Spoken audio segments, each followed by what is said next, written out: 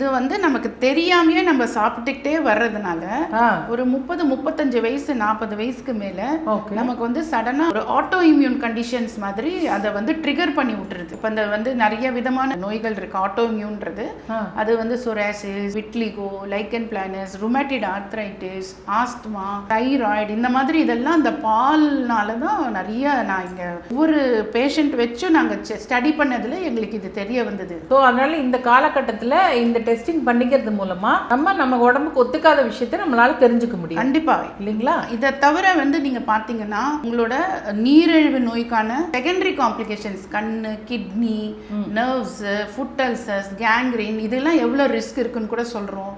இதய சம்பந்தம் சடனா நிறைய பேருக்கு ஹார்ட் அட்டாக் வருது. அந்த இளம் வயசுலயே இப்ப நிறைய ஆமா நிறைய இருதய சம்பந்தப்பட்டமான இதெல்லாம் இருக்கு. அதுவும் இந்த ரிப்போர்ட்ல உங்களுக்கு தெரிய வரும். ஒவ்வொரு வீட்லயும் பாத்தீங்கன்னா வயசானவங்க நிறைய பேர் இருக்காங்க.